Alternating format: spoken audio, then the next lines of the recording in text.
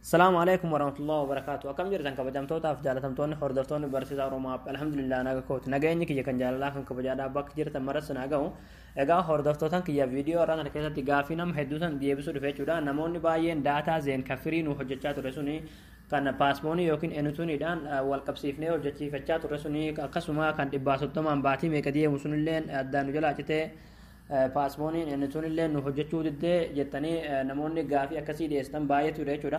Kanaaf gaafii kanaan akka malu tokkotti akka fakkaatu tokkotti isinii deebisuu dhufe jechuudha.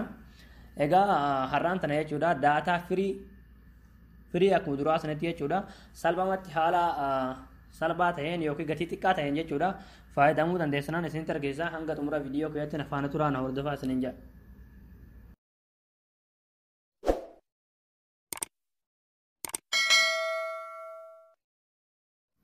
Hayyee hordoftoota kiyyaa daataan kuni katorbeetii fi kajaa jira jechuudha.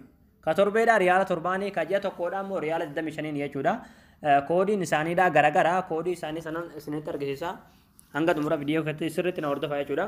Egaa mana risaalaa keessan inni galtanii jechuudha.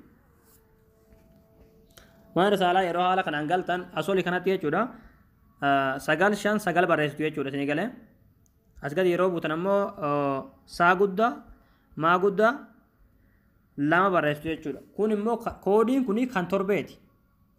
Isinii galee asolitti 959 barreessitanii as gaditti saa guddaa maa guddaa lakkoofsa lama barreessitu jechuudha. CMS2 jechuudha isinii galee. Kun kan torbeeti jechuudha koodiin kun. Achi booda seenditti gootu jechuudha. Isinii galee. Kajaa tokkodhaa kan riyaala 25 immoo jechuudha. Akkasuma jechuudha saa guddaa maa guddaa gootaniiti lakkoofsa sadiitti barreessan jechuudha. Isinii galeemi? Haala kanaan jechuudha isinii galee. Haala kanaan salphumatti guuttachuu dandeessanii jechuudha. Fayyadamuu dandeessan jechuudha. Yoo kajaa barbaadan yoo katorbee barbaadan jechuudha. Akkuma duraan isinitti salphumatti haala kanaan firii daataa fayyadamuu ni dandeessan jechuudha. Egaa hordoftootaan kiyya viidiyoon kiyya kanarraa asirratti raawwata. Viidiyoo biraatiin haga walitti deebinutti viidiyoo keenya yoo jaalatan laayik sheer gochuu hin dagatinadha. Akkasuma YouTube chaanaala keenya sabiskiraayib gochuu hin dagatinadha waan hordoftooneef galatooma.